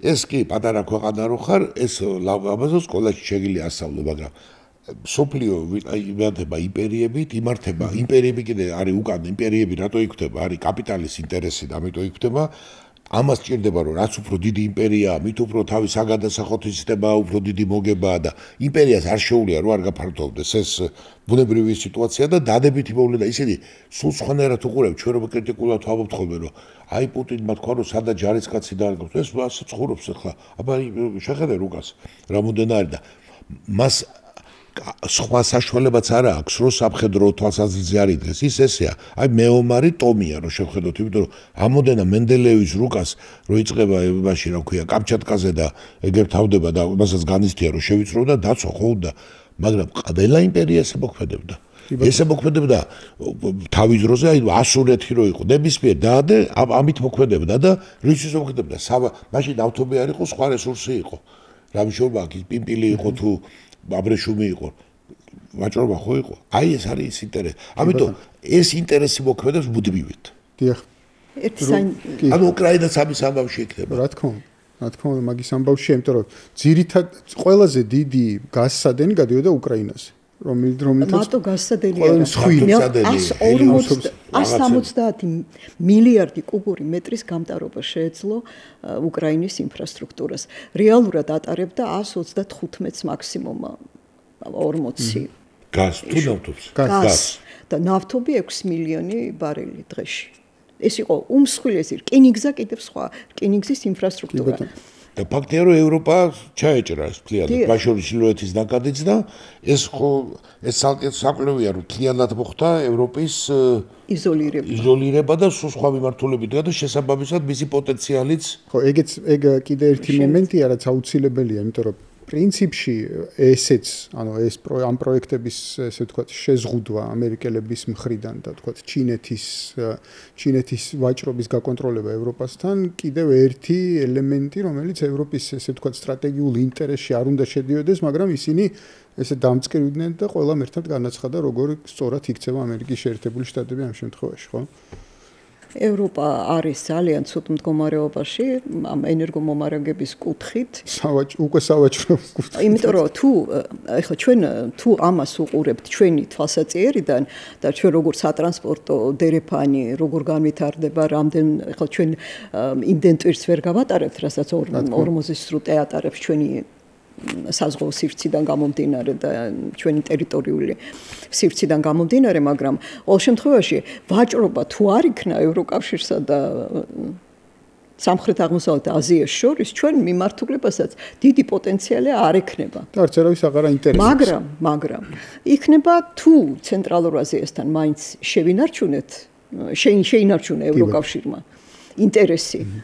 ვაჭრობის მაშინ გარკვეული ვაჭრობა ჩვენ გვექნება რასაკვირველია გარკვეული დატვირთვა ექნება ჩვენ სატრანსპორტო დერეფანს და აი ამ კონტექსში განსაკუთრებით უკრაინა-რუსეთის ომის ფონზე და ჩრდილოეთ სამხრეთი ღერძის გაჭრის ცდელობის ფონზე განსაკუთრებული მნიშვნელობა ჰქონდა ეძინება ჰქონდა და ახლა მეტი ექნება შავ ზღვას.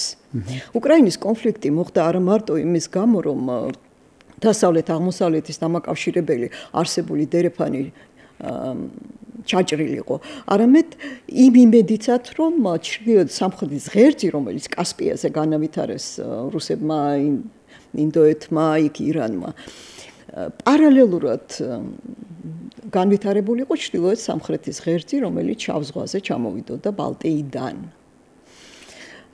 იყო და არის ასეთი პროექტი, ვაიკინგ პროექტი, რომელიც უნდა დაწყებულიყო ბალტიისპირეთში, იგივე თქვათ პოლონურ გდანსკის პორტზე, ვილნიუსის ლიტვის პორტებზე და ჩამოსულიყო ოდესაში.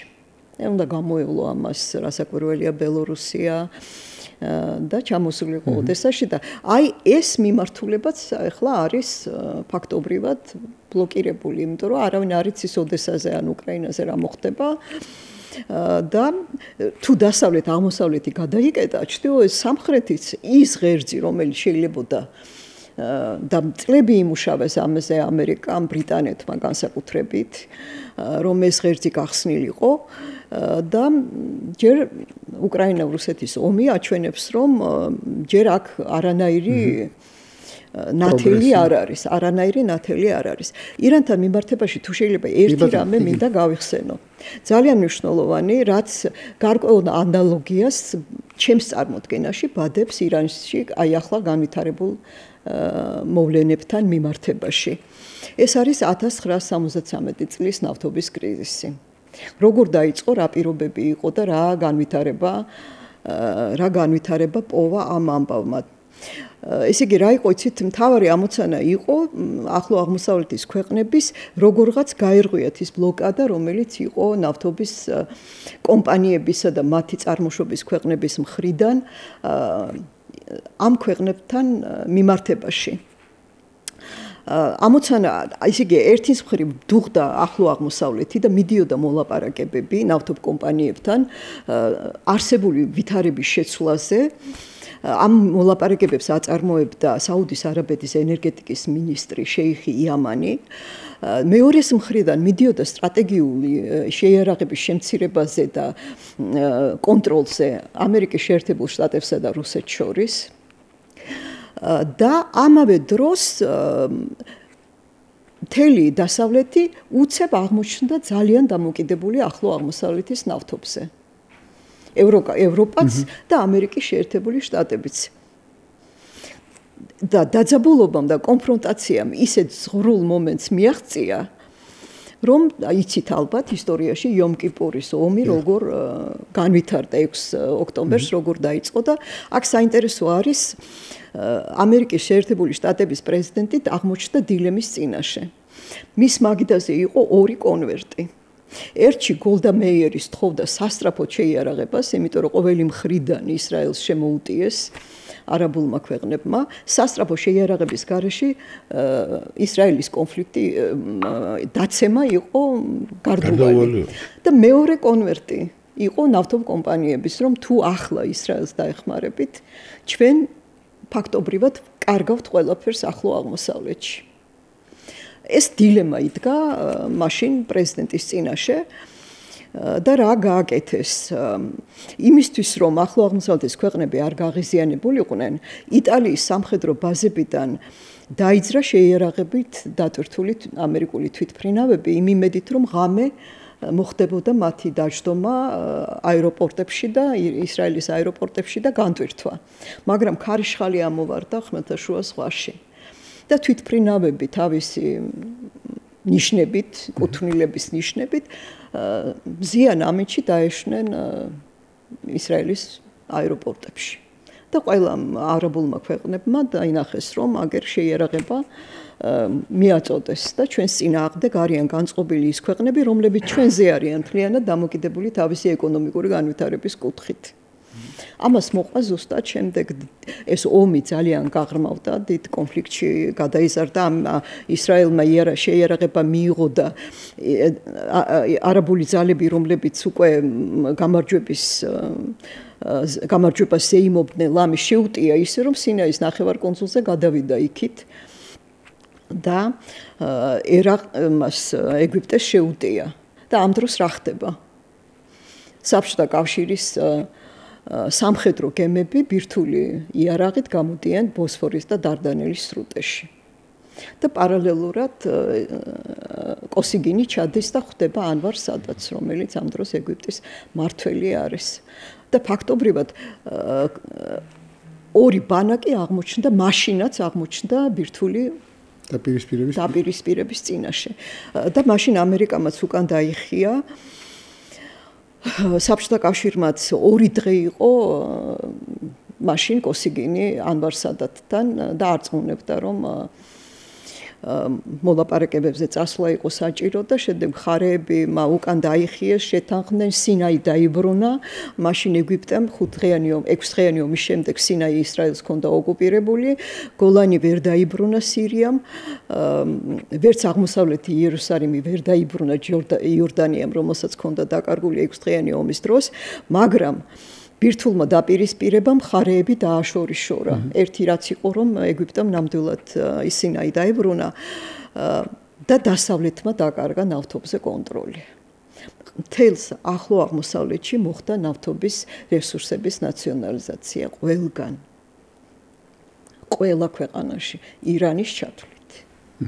ირანი ყველაზე მეტად, ერთ-ერთი ყველაზე მეტად ირანი და საუდის არაბეთი იყვნენ ამერიკის პარტნიორები აი ამ პროცესში და მე ვფიქრობ, რომ 79 წლის გადატრიალების ერთ-ერთი მიზეზი სწორედ ეგაც იყო, იმიტომ რომ შაჰი იყო ყველაზე პროდასავლური ლიდერი აი ამ თრელს მართლობაში ახლო აღმოსავლეთში და მისმა მოქმედებამ და ნაციონალიზაციამ და შემდეგ რა პოლიტიკასაც ის აწარმოებდა განაპირობა ის რომ 79 წელს ჯერ აღარ მიეხმარა დასავლეთი ამ გადატრიალების ანუ ის ინტერესებზე ვტრიალებთ და შეიძლება ჯერ ახსენე ჰორმუზდის სრუტე და ეს სრუტე შეიძლება ასე არაპირდაპირ თუ ეს ხანგრძლივი გამოდგეს მშვიდობა იმიტომ ჩვენ ბევრი არ ვიცით ამის შესახებით რა არის ერთ-ერთი შეიძლება ყოფილიყო ჰორმუზდის სრუტის ფაქტორი იმიტომ რომ ირან შეიძლება სამხედრო თვალსაზრისით ახლა ისეთი ძალა დაატყდა თავს ვერ შეეძლო მაგრამ აი სრუტის შაკეტს სრუტისთვის საფრთხის შექმნა ეს დიდწილად არის რეალური და მას ეს ხელეწიფებოდა და ეს კი ნიშნავდა რომ სოფლიოში ფაქტობრივად ნავთობის ნაკადების სულთლიანად სხვა დიდი გადანაწილება აღარაფერს აღარ ვამბობ ფასებზე აღარაფერს აღარ ვამბობ ნუ წარმოვიდ შეუძლებელია ზოგი $300-ზეც კი ლაპარაკობ და ეს ნიშნავს რუსეთის ვინაიდან მას ესა უკვე სხვა ფაქტორების და სხვა დიდი ბალანსია რომელიც უკვე ძალიან ბევრი ვინმეს არ აწყობდა მათ შორის ირანსაც ხო ირანისთვისაც არაფრის მოტადი არ არის და აი ამიტომ ამ სრუტის გასაღები ანუ ირანს შეიძლება რაღაცებთან ამ სრუტის გასაღება შეიძლება როცა საქმიანი ადამიანები საქმიანს ბრწყალებში ცუდი გაგებით კი არ ჩავსვავდი მაგრამ ეს ადამიანები რომელთაც თავისი ჯიბიდან გამომჯიბე კი არ არის სკივრიც არ არის ხო ფაქტობრივად კონტეინერებია ფულის ფაირო მათ ზუსტად იციან ეს ინტერესები სადაც რა ინტერესებსაც აქვს დავმოყრილი და შეიძლება ამას დაემყარებინა ეს მშვიდობა იმიტომ რომ ეს შეიძლება არავის კი ბევრი ზოგი გამოხატავდა სოლიდარობას მაგრამ სრულიად ახალ რეალობაში გავიღვიძებდით ჰორმუზდის სრუტის დაკეთვით თქვენ უკვე მე შემთხვევით არ მოვიყვანე ეს მაგალითი 73 წლის რომელიც ბირთვულმა სახელმწიფოებმა და მათმა დაპირისპირებამ განტვირთა ახლაც მოვლენები რომ განვითარებულიყო ისე როგორც მიდიოდა თითქოს მიდიოდა შეიძლებოდა ამას მოყოლოდა ნავთობ კომპანიები იმიტომ რომ საუდის არაბეთის არამკო სახელმწიფო ნავთობ კომპანია არის სრულიად სახელმწიფო ნავთობ კომპანია ვერტიკალურად ინტეგრირებული მთლიანად სახელმწიფო კონტროლის ქვეშ და დაახლოებით 5% გამოიტანეს აქციების ინვესტიციების თანხების მოსაზიდად დაახლოებით 7-8 წლის წინ 5% საუდის არამკოსი. დანარჩენი არის სახელმწიფო კონტროლის ქვეშ. ირანის არის ნავთობ კომპანიების ყველაფერი აბსოლუტურად. ერაყი არის ერთადერთი. სირიაში არაფერი არ იწარმოება. ისეთი ცოტა იწარმოება დერაზორის რეგიონში, რომელიც ერაყს ესაზღვრება და მინდა გითხრათ, რომ იქ ყველაზე ნაკლებ სიღრმეზე და ყველაზე იაფად მოპოვებადი ნავთობი არის განთავსებული და იქ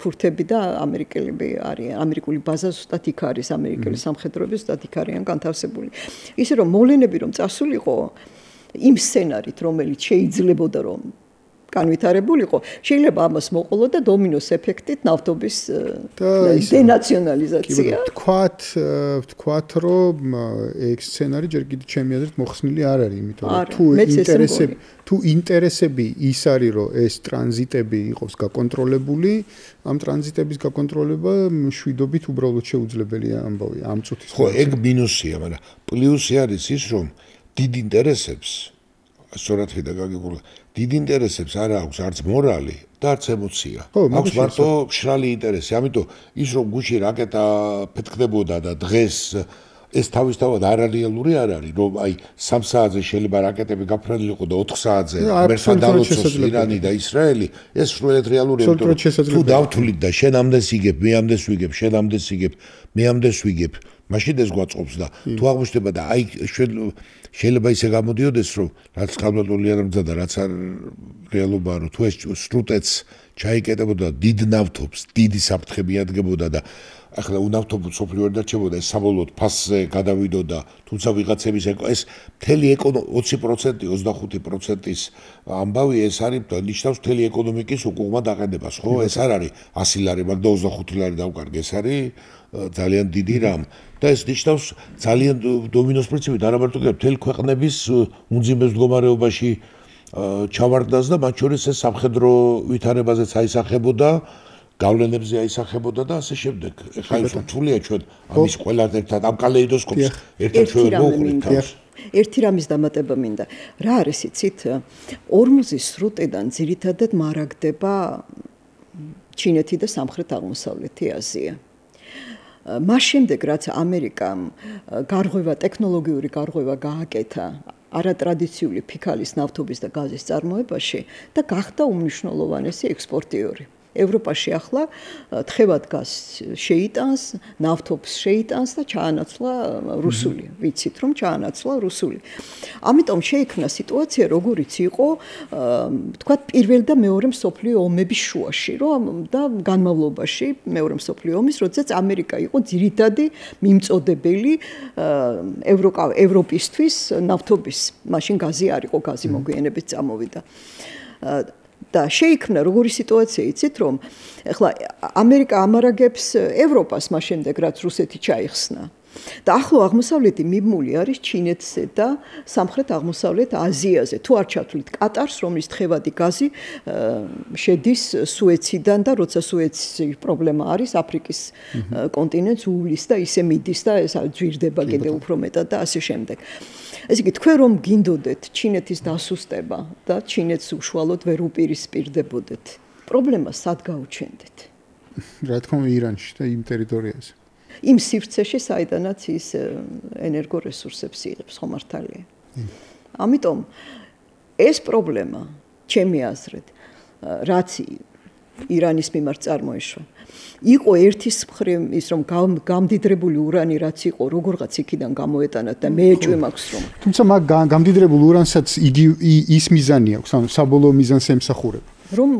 რასაკვირველია და ალბათ მე ვფიქრობ გუშინდელი და წუხანდელი განვითარებული მოვლენებიდან გამომდინარე ალბათ გადატანილი არის ან რუსეთს უფლება მისცეს რომ გამოიტანოს იქიდან იმიტომ რომ ლაპარაკი იყო ომანში მოლაპარაკების პროცესში რომ სთავაზობდნენ რომ ამერიკას შესანახად გამოეტანა და მერე საჭირო რაოდენობით მიეწოდებინა ელექტროენერგიის სამოქალაქო ბირთვულისთვის თუ ეს შეთანხმება მოხდა მაშინ ამათ უარი თქვეს ამაზე ეხლა ამერიკას რომელიც გიპირისპირდება ეხლა ამას ვერ მიაბარებ ვერანაირად არ მგონია რომ ამაზე თანხმობა მიეცათ და ალბათ თუ რუსეთს მისცეს ამისი გამოტანის საშუალება და ეს იმას ნიშნავს რომ ბირთვული იარაღი კი არ ექნება მაგრამ ეს იმას არ ნიშნავს რომ სიტუაციის სტაბილიზაცია იქ გარანტირებული იქნება ახლო აღმოსავლეთში იმიტომ რომ ძალიან დიდი ფსონები დევს იქ ძალიან დიდი ფსონები თუ ახლო აღმოსავლეთი ჩაიხსნა ირანის მომარაგების კუთხით ჩინეთის მომარაგების კუთხით მაშინ ჩინეთი მთლიანად რუსეთზე ხდება დამოკიდებული და ეს ალიანსი კიდევ უფრო გაღრმავდება და თუმცა ჩინეთის ეხლა ჩვენ დიდებაში ვარ წავიდეთ დიახ უკვე ფუტუროლოგიაში არ გადავიდეთ მაგრამ ჩინე რასაკვირველეს იმპერიები ერთმანეთის დასუსტებას ცდილობენ და სწორედ ზადეთ ალბათ აღმოსავლეთში პრობლემის შექმნა ირანში ჩინეთის, მაგრამ ჩინეთისთვის ესე სუფთად მოგებაც დიდ ხიფათებთან არის, ესე სუფთად ბეჭებზე დაცემის განზრახვას და ამასაც ანგარიშობენ, იმიტომ რომ ერთი ალტერნატიული გზებია და მეორე კედელთან მიყენებული ჩინეთიც ძალიან კედელთან ჩინეთს ვერავინ ვერ მიაყენებს. ეს არის ძალიან სახიფათო მცდელობა არის, ასე ვთქვათ და ამიტომ მე არც არ ნიშნავს ეს მე რა მგონია, მაგრამ აი ეს თითქოს რასაც ზედაპირზე რა ჩვენ უბრალო მოკტავი შეგვიძლია ინფორმაცია მივიღოთ, დედამიწაზე თანდათან მივდივართ ახალი მსოფლიო წესრიგისაკენ და ტრამპიც შეიძლება ტრამპი ახლა რო უყურებ ტრამპის მოსვლა თვითონ და მისი მხარდაჭერა კი თვითონ რასაკვირველია ხანი ჩხუბებენ თვითონ და მას კითხან არა, მაგრამ შეიძლება მათი მისი მოსვლა არც მარტო ამ ორ ადამიანზე არ იყო დამოკიდებული და იყო ამ ახალი მსოფლიო წესრიგისკენ მიდრეკილი ესე ვთქვათ ნაბიჯები შეიძლება ესე ჩავხედოთ იმიტომ რომ ყოველ შემთხვევაში ტრამპის მოსვლასთან ერთად ისმის განუწყვეტლივ იმპულსი გამოდის რომ ახალი მსოფლიო წესრიგი უნდა დამყარდეს იქ რაღა მოკლედ უხეშად რომ დავილაპარაკოთ ხა დიპლომატიის გარეშე ტრამპის რა არის რომ ეს დავალაგე რუსეთთან უნდა დავალაგო სხვაღარ ამბობს რომ ეს არის ბოროტე უნდა დაალაგდეს უნდა ბიზნესის ინტერესებიდან გამომდინარე ამას ამბობს ხო? აი ელემენტარულად ჯიბის ინტერესებიდან გამომდინარე. ნუ იცება. დიახ, აი ახლო აღმოსავლეთში რა მდგომარეობა იყო, იცით, რომ ადგილობრივი ეროვნული კომპანიები აკეთებენ ფულს, ჩინეთი, იაფი ნავთობის რესურსებით ავითარებს თავის ეკონომიკას. არ არიან დასავლური კომპანიები ჩართული ამ მომარაგების პროცესში, აი ამ ფინანსური ნაკადიდან არიან ამოვარდნილი. ეს ორი მხარე თანამშრომლობს. აქედან მე ეს ძალიან სარისკოდ დავინახე და ამას ჯერ კიდე წლების წინ ვამბობდი, რომ აქ სტაბილურობა ვერ იქნება, წერდი უფრო სწორად, რომ სტაბილურობა ვერ იქნება, იმიტომ რომ მარტო ჩინეთს აინტერესებს იქ სტაბილურობა, იმიტომ რომ მის რესურსულად ის რჩება. ახლო აღმოსავლეთში, ხო? დიახ, ახლო აღმოსავლეთ. რესურსულად ის არის დამოკიდებული. და არა, ვთქვათ, მე კატარიდან გაზარდეს თხევადი გაზის იმპორტი ევროკავშირმა, როდესაც რუსული მისადენის გაზი ჩაეხსნათ. თორემ კატარი არ იყო ასე მნიშვნელოვნად წარმოდგენილი ევროკავშირის ბაზარზე. მთლიანად ყველაფერი, ძირითადი რესურსი მიდიოდა სამხრეთ აღმოსავლეთ აზიაში. ესე იგი ფინანსურ ნაკადებს თუ წარმოვიდგენთ, აი ესე იგი რესურსი, ფინანსური ნაკადი, ესეთი ვითარება იყო. კი ბატონო. მოდი ამ თემის გაგრძელება ცხადია კიდე დაუსრულებლად შეიძლება, მაგრამ რადგან ბოლოსკენ მივდივართ, ერთი-ორი სიტყვა თქვა ჩვენზეც საქართველოსი. თუ რეალურად გარკვეული თვალსაზრისით ეს მშვიდობა გაგრძელდა, ყიფე ჩემი აზრით, მაგრამ მაინც მშვიდობა გაგრძელდა, რაღაცა თვალსაზრისით ნარჩუნდება აი ეს სამხრეთ ჩრდილოეთის დერეფანის ამოქმედების პოტენციალი. ირანის ესე ვთქვათ დესტაბილიზაცია სერიოზულ საფრთხეს უქმნიდა სამხრეთ ჩრდილოეთის კავშირს და შესაბამისად ინდოეთის ევროპასთან ასე სახმელეთო მიმოსვლას და ასე შემდეგ, უამრავ რაღაც, მაგრამ ეს ნარჩუნდება. ჩვენთვის რა აქედან ჯერჯერობით ნარჩუნდება ამ პოტენციალის ამუშავების შესაძლებლობა. ჩრდილოეთ სამხრეთის ღერძის ის მონაკვეთი, რომელიც ბალტიაზე მიდის რუსეთის გავლით, ჩვენთან კონკურენტული არ არის. არ არის კონკურენტული, იმიტომ რომ ეს არის ორიენტირებული ჩრდილოეთ ევროპაზე და ბრიტანეთზე. სკანდინავია ბრიტანეთზე მომარაგების კუთხით. ჩვენთვის არ არის კონკურენტული, ნაკლებ კონკურენტულია სამხრეთის სატრანსპორტო დერეფანი, რომელიც სამხრეთ, ხლა თქვენ რო წარმოიდგინოთ იტალიის პორტების დაცლას, ვინ დაუშვებს, ან საფრანგეთის მარსელის პორტის გაუქმებას, იმიტომ რომ ეს არის ის პორტები, რომლებიც თავისი სამდინარო და სარკინიგზო ტრანსპორტებით ანაწილებენ მთელს ვაჭრობას შიდა ევროპაში. ამიტომ ჩვენთვის ყველაზე აქტუალური შავი ზღვიდან გამომდინარე, გარდა იმისა, რომ რკინიგზით ვართ თურქეთთან დაკავშირებული, არის ცენტრალური ევროპა. მე ასე ვხედავ, ეს არის კონსტანცის პორტი, ეს ახალი არაფერი არ არის, ეს არის ბურგასის პორტი, ეს არის ცენტრალური ევროპა. მათ შორის დუნაის არხით სამდინარო საზღვაო გემები არსებობს, რომლებიც მოძრაობენ ზღვიდან, მერე შედიან სამდინარო. ძალიან თეორიულად რო წარმოვიდგენთ. ბანდარ-აბასი, ანაკლია, კონსტანცა. შეიძლება ამის ამოქმედება. ანუ ბანდარ-აბასი, სომხეთი, საქართველო და შავი ზღვა. ვინ უნდა მოამარაგოს ამ არხმა? ამას უნდა შევხედოთ ასე. ინდოეთმა მაგალითად იგივე მუმბაის პორტიდან, რადგან მოდის ეს ბანდარ-აბასი მუმბაი, რადგან არის დაკავშირებული ერთმანეთთან. თეორიულად რკინიგზა უკვე არის ორმუზის უკვე ვთქვი, რომ ჩაბაჰარის პორტი არის ორმუზის სრუტის აქეთ პირდაპირ ოკეანეზე გამოდის. ის რკინიგზით უკავშირდება ცენტრალური აზიას, თურქმენეთის გავლით, ყაზახეთი და შემდეგ რუსეთი. ეს რკინიგზა არსებობს, ამბობენ, რომ მისი გამტარობა ამ ეტაპზე არის დაახლოებით 9 მილიონი ტონა. აქედან მხოლოდ 10% არის სამოქალაქო ტრანსპორტისთვის, დანარჩენი არის სატვირთო გადაზიდვებისთვის. ეს არხი არსებობს. ტვირთბრუნვა ამ არხზე დიდი არ არის. რატომ? იმიტომ რომ ირანი მუდმივად ჩივის იმაზე, რომ ჩაბაჰარის პორტის განვითარება არ არის ისეთი სწრაფი, როგორიც მათ მოლოდინი ჰქონდათ, როდესაც ჩაბაჰარის პორტზე მთელი აქცენტი მისცეს ინდოეთს. ჩვენი მიმართულება, ეხლა ვთქვი, რომ ეს ბალტიაზე პირდაპირ რკინიგზით და რკინიგზა არის სწრაფი.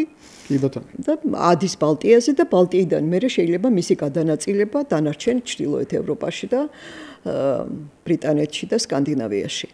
ჩვენს მიმართულებას რაც შეეხება, ჩვენი მიმართულებამ უნდა იმუშაოს ცენტრალური ევროპის ქვეყნებზე, პირდაპირ შუაგულში უნდა შევიდეს კონსტანციის პორტიდან. ინდოეთის ვაჭრობა არის 120 მილიარდი დოლარი. აქედან ევროკავშირის ქვეყნებზე არის, დაახლოებით 50 მილიარდი, 53 მილიარდი თუ სწორად მახსოვს არის ბრიტანეთი და დანარჩენი არის ევროკავშირის ქვეყნები. ეს არის ეს მოცემულობა დღეს, მაგრამ ინდოეთი არის სწრაფად მზარდი ეკონომიკა, ძალიან სწრაფად მზარდი ეკონომიკა, თან დასავლეთის ბანაკში არის უფრო მეტად, ვიდრე ახლა ის ევრაზიული კავშირის ბრიქსის წევრი არის და შანხაის ორგანიზაციის წევრიც არის, მაგრამ აქტიურად არის ასევე მაინც მოიაზრება დასავლურ ბანაკში, ის არის ერთადერთი არა დემოკრატიის იმ გაგებით, რაც დასავლეთში არის, სამხრეთ-აღმოსავლეთ აზიაში მის ავსტრალიის და ახალი ზელანდიის გარდა. ამიტომ ეს მიმართულება არის საგულისხმო, რასაკვირველია, მაგრამ ამისთვის რამდენიმე რამე უნდა მოხდეს. ამისთვის უნდა მოხდეს თანხმობა, რომ ეს არხი გაიხსნას და ეს არხი უნდა განავითაროს ვინ? ირანმა, სომხეთმა და აზერბაიჯანმა და საქართველომ. ვინ შეიძლება იყოს ამ სატრანსპორტო არხის გახსნაში დაინტერესებული, გარდა ვთქვათ ინდოეთისა? აზერბაიჯანზე გამავალ გზაში უკვე ვიცით, რომ რუსეთს აქვს ინვესტიცია განხორციელებული. არა, ჩვენ გულისხმობთ, აქ შეიძლება იყოს აზერბაიჯანი, არა, აზერბაიჯანი ნახჭევანიდან. გასაგები, კი ბატონო. ნახჭევანიდან. თურქეთი მაშინ მაგ შემთხვევაში შეიძლება იყოს გარკვეული თვალსაზრისით. ნახჭევანიდან შეიძლება იყოს, მაგრამ ეს არ ნიშნავს, რომ მაინც და მაინც შეიძლება იქ ერთი შტო წავიდეს ყარსისკენ და მეორე შტო წამოვიდეს ჩრდილოეთისკენ, ხო? და თუ ცენტრალურ ევროპაზე აქ ჩვენ თურქეთთან შევალთ უფრო მეტად კონკურენციაში, მინდა გითხრათ და თურქეთთან ჩვენ უკვე გვაქვს ერთი ბაქო-თბილისი ყარსის პროექტი და ამის განვითარებაზე უნდა იყოს დაინტერესებული ცენტრალური ევროპის ქვეყნები. სადაც შევა ეს არხი და ვინ არიან ცენტრალური ევროპის ქვეყნები? ესენი არიან ვინ? ახლა ყველაზე მეტად ვინ აქტიურობს? უნგრეთი. უნგრეთი, პოლონეთი, ვიშეგრადის ქვეყნები ესე ვთქვათ. შეიძლება იყოს იტალია. მანდ ჩართული, რატომ? იმიტომ რომ ძალიან ახლა რაღაცა ძალიან წინსრებით უნდა ვთქვა, მაგრამ მინდა გითხრათ, რომ ძველი ალიანსები, რაც არსებობდა პირველი მსოფლიო ომის დროს, რაღაცნაირად ცოცხლდება. და ავსტრო-უნგრეთი შეიძლება შეთანხმებულად თამაშობდეს იტალიასთან ერთად. თუ ამ არხის განვითარებაში დაინტერესდნენ. ეს ყველაფერი დამოკიდებულია იმაზე, როგორ განვითარდება მოვლენები სუეცის სივრცეში, წითელ ზღვაში, როგორ დალაგდება სიტუაცია თვითონ სპარსეთში, როგორ დალაგდება სიტუაცია სომხეთში, რა მიმართულებით წავა ეს ყველაფერი და რამდენად შეიცვლება, დასავლეთს რა წილი ექნება, იმიტომ რომ მაინც ეს სატრანსპორტო დერეფანი იქნება ორიენტირებული ვაჭრობაზე დასავლეთთან. ამიტომ ეს ყველაფერი არის ძალიან სერიოზული დაკვირვების და ღრმა შესწავლის საგანი და ამაზე უნდა მუშაობდნენ ადამიანები, რომლებსაც აქვთ სურვილიც და გამოცდილებაც და ქვეყანა უნდა იყოს თავრობა უნდა იყოს დამკვეთი ამგვარი მუშაობის. ორი სიტყვით ვთქვა. შეიძლება ახსენე თვითონ საქართველოს და ეს რეგიონი ძირითადი სატრანსპორტო და უმთავრესი სატრანსპორტო დერეფანი არ ყოფილა ისტორიული. მაგრამ იყო ხოლმე დამატებითი და რომელიც ამ ქვეყანას სრულად ყოფნიდა აღმავლობისათვის. აი ჩვენ თქვა და ესე სრულად ყოფნიდა. მეც გეტყვი ახლა ჩვენ სულ ლაპარაკობთ თითქოს და ვიდრე არ დაჩეს ნეგატიური შთაბეჭდილება. ხო, აი ოპტიმიზმით გადავიდეთ. გასაკვირველი ამ დერეფანს მოაქვს ომიდან გრევა. ეს ამის გარშემო ხდება განვითარება და ცეცხლი მახვილი და მთელი ეს შემოსევებიც აქედან იყო გაპირობებული, მაგრამ მტერმა არ აქნა ამის გვერდზე დარჩენა და იმ პასიურ სტაბილურობაში ხო სტაბილურობაში გადასვლა, იმიტომ ჩვენ ქონდა ეგეთი პერიოდი, ჩვენ აი საკუთარ ისტორიაში რომ ვსწავლოთ, როდესაც აქ შემოუარეს ეს დიდი ოკეანე აღმოჩნდა ოსმალეთის ფაქტობრივად აღმოჩნდით ტომარაში. და დაკარგა საქართველოს ყველანაირი ეს ფუნქცია და დარჩა ერთადერთი ტყვეთა ბაზარი იყო ჩვენი სამწუხარო ჩვენი იმპორტის ერთადერთი და ეს არის თითქმის 200-300 წელიწადია, როდესაც ქვეყანაში ქვაქვაზე არიდება, არ შედება ფაქტობრივად ახლა უტრირებულად ვარ, მაგრამ დიდი შორს არა ვარ იმისგან, წიგნი არ იწერება. ერთი არის გურაისის სიმწრით აწერილი სულხან-საბა და დავითიანი და ფაქტობრივად ეს აზრაცვალთ ამოვარდნილია ქავადები ჯვარს ვამდნენ ხელმოწერს. აი და უკვე რომ გამოცხადა გაუნათლებლობა რომ საუკეთესოდ არის და ფაქტობრივად აი ეს იყო, იმიტომ რომ აი ეს არის აი როგორც ცეცხლთან ახარა. ახლოს მიხვალ დაგწვავს, მაგრამ შორს მიხვალ და გაიყინები. აი როგორც კი შორს გავიწიეთ, ამიტომ ამას და ისტორიულად ჩვენი საკვარისი რესურსი ხავტებისტორად ამას აქვს, იმიტომ რომ ეს არის ეს ამას ვერ გეოგრაფიას ვერ შეცვლი. ეს დედამიწა იქნება და უახლოეს 300-400 წელიწადი ეგეთი ვერ შეგვდილა იქ აბანა გაიაროს აქ არის სატრანსპორტო ჩვენ აღავლობარო რედუქცია აქ არის ამბავი ეხლა ჩვენ გვინდა რომ გაულახავები მივიდეთ იმ დიდ სოფლიო წესრიგამდე იმ სოფლიო წესრიგში ყველა ჩაერთობა სხვა გზა ვერ გავა ახლა აგერ ირანი და ისრაელი მოალაპარაკეს უცებ ახლა ერთ საათში ხო ჯერჯერობით ეს მოცემულობა გვაქვს თუ დღეს არა ხვალ მოილაპარაკეთ მაგრამ ზოგი ქვეყანა რა ჩვენთვის ძალიან საპატივცემულოა ძალიან გალახული და ცხრიპირ დალეწილი შეხვდება სოფლიო ჩვენ თუ ამას შვიდობით ჩავხვდით გიორგი ეს არის ოპტიმისტური აქ ყველაფერი დაალაგდება და ჩვენი საკვარისი გზაც გაივლის ტვირთიც გაივლის გემიც გაივლის ნავიც გაივლის და დანარჩენი იქნება კი ბატონო ჩვენ ცენტრალური ოპტიმისტური სიტყვა ჩვენ ვამთავრებთ გადაცემას და ცენტრალური აზია არის კრიტიკული ჩვენ ჩრდილოეთ სამხრეთის ღერძს და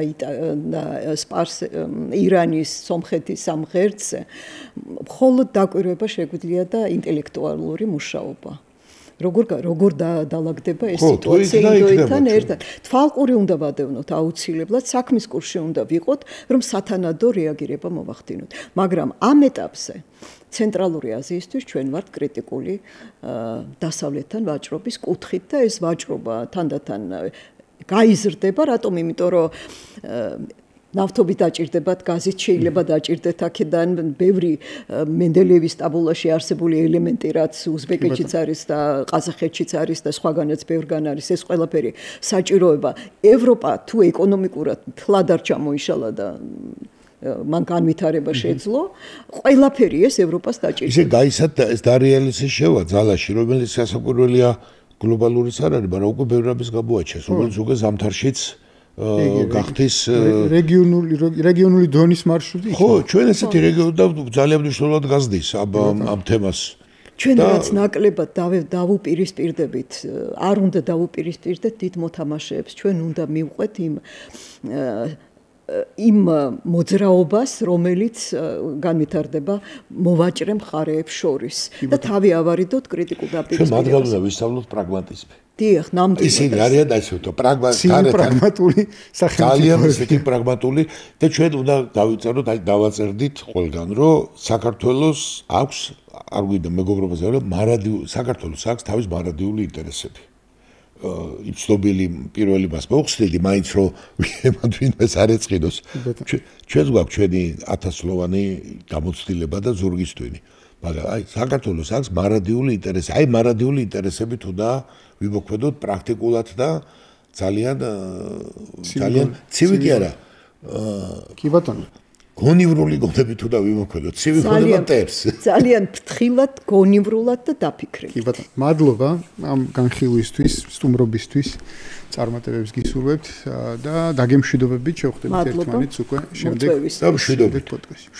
მშვიდობას გისურვებთ ყველას. ხო, იმედია, კიდევ ერთხელ ვიტყვი, რომ იმედია, რომ როცა ეს პოდკასტი დაიდება, ის მშვიდობა იქამდე მაინც გაკაჭავს.